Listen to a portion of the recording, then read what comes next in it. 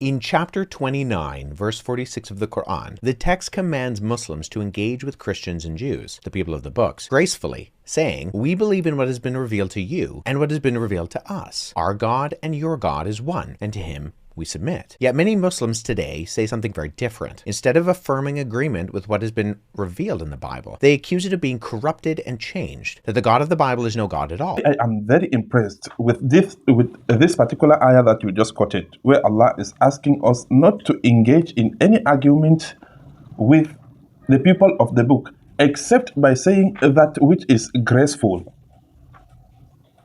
Now, this is where we part ways. And this is where you got it all wrong. To have said in the first place that there is a problem with the Quran. After this, I am sure you will understand where the problem really lies. And the next time you will not accuse the Quran wrongly again. Actually, this particular verse is well explained by another verse from the Holy Quran. Allah says in the Holy Quran to the Prophet sallallahu alaihi wasallam, قُلْ يَا أَهْلَ الْكِتَابِ, say, "O the people of the book, تَعَالَوْا إِلَى كَلِمَةٍ سَوَاءٍ بَيْنَنَا وَبَيْنَكُمْ." This is the form of argument. Come, O the people of the book, to a common terms, to a common ground as between you and us. Allah na'budu illallah. That is the very first argument. That's the very first point. Allah na'budu illallah. That we will not worship another. We will not worship any other person except Allah. But as we continue to do what was found in our book and what was found in your book, you started doing a different thing. You started worshiping some other person other than Allah. So who went against this verse that you just quoted? It is you. Let's continue with the verse. وَلَا نُشْرِكَ بِهِ شَيْئًا. And we will not associate partners with Allah. Who is the one associating partners with Allah? It is still you. وَلَا يَتَّخِذَ بَعْضُنَا بَعْضًا أَرْبَابًا مِنْ دُونِ اللَّهِ. And we will not take each other as gods beside Allah. فَإِنْ تَوَلَّوْا. If they turn away, O Prophet Muhammad, فَقُولُوا اشْهَدُوا بِأَنَّا مُسْلِمُونَ. Then tell them that they should bear witness that we are Muslims, we are submitters, we have submitted ourselves and believed in Allah. So we have not gone against the Quran, the verse that you just quoted.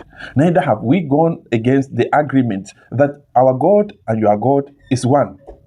You are the one who have gone against all of these, and you have chosen to worship a human being in place of Allah, the God who created everything. And don't pretend as if we are the first people who are saying that the Bible has been corrupted. Meanwhile, the Bible itself is confirming to the fact that it's been corrupted. Check Jeremiah 8:8. Think not that we are wise and we still have the laws of the prophets in our hands. Behold, the lying pen of the scribes has turned it in vain. This is the Bible speaking about itself. So the Muslims are not the first to accuse the Bible of corruption. In fact, numerous times the Quran spells out what it thinks has been revealed to the Christians and the Jews, calling the Torah and the Gospel a message that was sent down by God. If Muhammad has doubts, the Quran says that he should go and ask those who have been reading the scriptures revealed before him. Contextually, the only times the Quran has talked about previously revealed scriptures is when it's talking about the Torah and the Gospel. Muhammad is told by God here to go talk to the Christians and the Jews because they have revelation given to them already. Muhammad should have confidence because in the very same section that says that the previous scriptures were revealed, it also says that no one can alter God's words. We know exactly what the Torah and the Gospel would have looked like in Muhammad's day. We have copies, in fact, that come from the Arabian Peninsula. So what is the Bible? Is it a holy revelation that was sent by God to Jesus? And does that make Jesus a God or a prophet? Because only a prophet receives a revelation from God. That aside, is the Bible a revelation or an account of the eyewitnesses who saw Jesus and wrote about him?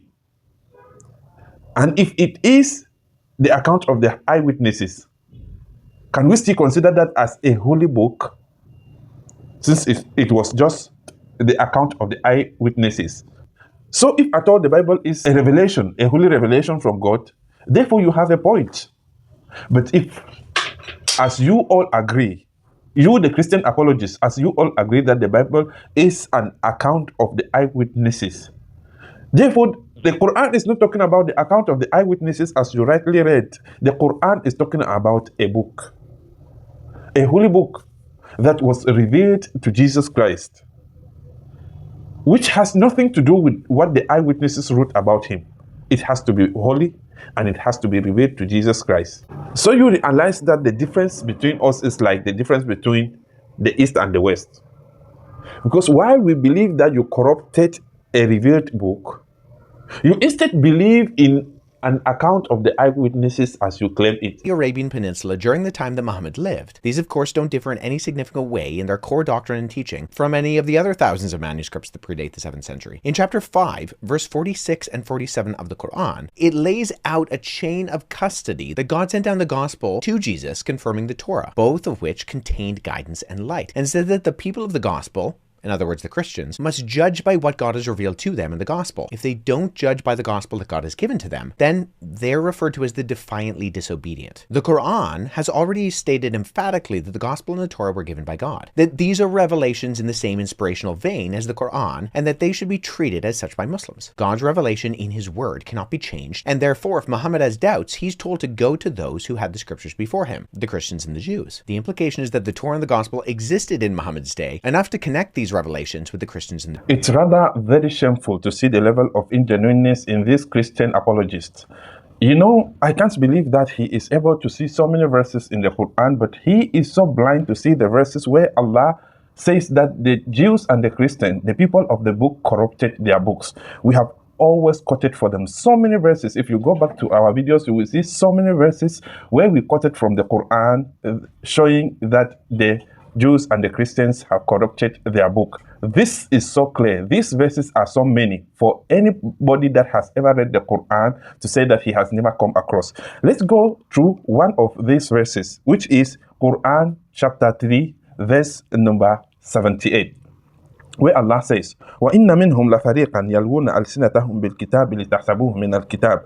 And there are some among them who distort the book with their tongues to make you think this distortion is from the book, but it is not what the book says. They say it is from Allah, but it is not from Allah, and so they attribute lies to Allah knowingly. This is talking about the people of the book, the Jews and the Christians, the people to whom the book and the message was given. If you do claim that the Quran confirms the scriptures that existed during the time of the Prophet ﷺ, and that those scriptures were authentic, then this is what the Quran has to say about the scriptures. And this particular verse from Surah Al-Baqarah crowns it all, where Allah says, asking the Prophet ﷺ and his companions, أَفَتَطْمَعُونَ أَن يُؤْمِنُوا لَكُمْ فَقَدْ كَانَ فَرِيقٌ مِّنْهُمْ يَسْمَعُونَ كَلَامَ اللَّهِ ثُمَّ يُحَرِّفُونَهُ مِنْ بَعْدِ مَا عَقَلُوهُ وَهُمْ يَعْلَمُونَ. Do you, O Prophet, and your companions still expect these people, the people of the book, to believe in you? And there have been a group amongst them. They listen to what Allah sends down to you, ثُمَّ يُحَرِّفُونَهُ مِنْ بَعْدِ مَا أَقَلُوهُ وَهُمْ يَعْلَمُونَ. And they distort it willingly after they had known the meaning and they really know what they were doing. So you can't tell me that the Quran did not in any place or in any way say that the books that were sent to the previous nations, the nations of the Jews and the Christians, were corrupted and distorted.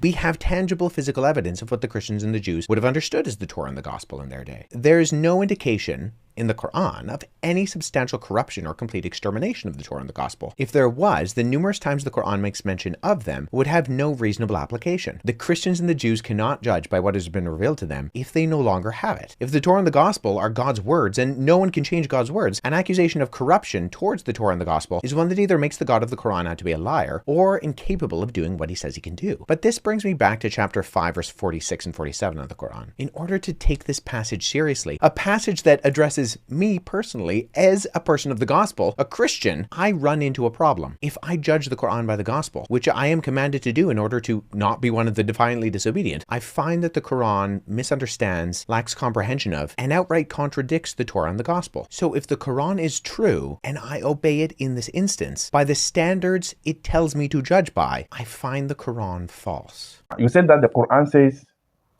let the people of the book judge by that which has been revealed to them. Okay, we are good with that. Let's see if you really judge with that which has been revealed to you. So according to Mark 10 verse 18, Jesus Christ declared that he was not God. Do you judge with that? And according to Matthew 7 verse 21 to 23, not everyone who says to me, Lord, Lord, will enter the kingdom of heaven, but only the one who does the will of my Father who is in heaven. Jesus Christ here is saying that he is not God. Are you judging according to what is written in your books? And God is not a man, but Jesus Christ was a man or son of man, but you forcefully made him a God and forced a divinity on him. Are you by that judging according to what was revealed to you? According to Matthew 21:11, the crowd replied, it's Jesus, the prophet from Nazareth in Galilee. Jesus, the prophet from Nazareth in Galilee. Judge according to what was revealed in your scriptures. Do you also believe that Jesus Christ was a prophet and not a God? Are you by that judging according to what was revealed in your scriptures? And according to John 9 verse 17, they turned again to the blind man. What have you to say about him? It was your eyes he opened. The man replied, he, Jesus, is a prophet. Even the blind man, whom you claim Jesus Christ did so many miracles, and the first thing you always mention is he made the blind to see. And the blind confirmed that Jesus Christ was a prophet and not a God, meaning the blind did not worship Jesus Christ as a God or a son of God. He believed in him as a prophet. Now, you are supposed to judge according to what was revealed to your scriptures. Do you believe that Jesus Christ is a prophet? So we'll end it right here for today, my dear brothers and sisters. Please do not go away without subscribing. Turn on the notification button and share the video. May Allah bless you as we do so. Assalamu alaikum.